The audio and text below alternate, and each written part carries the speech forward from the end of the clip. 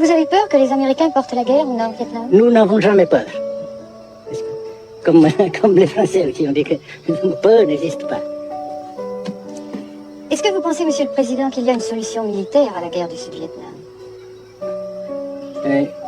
Non. Parce que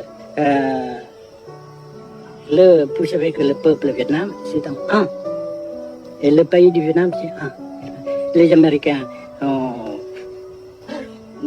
fait une guerre d'agression, comme qui dit, c'est une guerre non déclarée.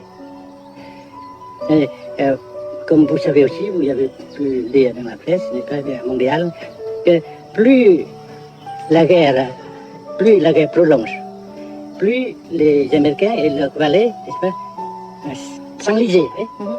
Et plus ils supportent des échecs, comme vous savez récemment.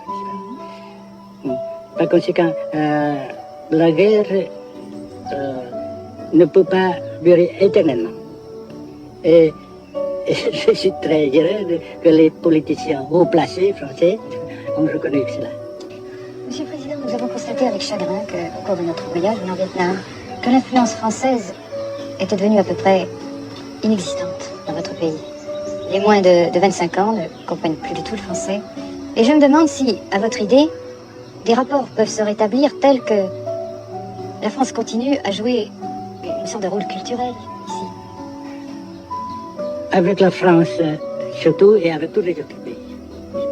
Nous voulons avoir une coopération amicale, culturelle, économique, etc.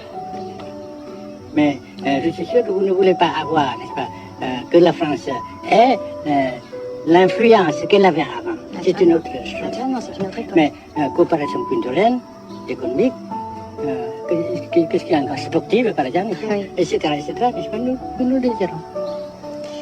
Si la guerre se cristallise au sud et se poursuit encore pendant quelques années, pensez-vous que l'avenir économique du Nord-Vietnam soit viable? Je suis sûr que c'est non seulement viable, mais ça progresse. Parce que vous avez vu vous-même, vous avez constaté vous-même qu'ici, nous travaillons beaucoup, notre peuple travaille beaucoup, avec abnégation, n'est-ce pas, et avec dévouement, avec enthousiasme. Et aussi, nous avons l'aide fraternelle des pays socialistes.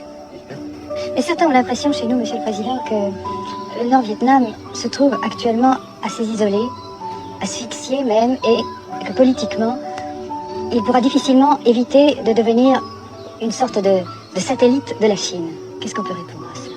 Jamais, jamais.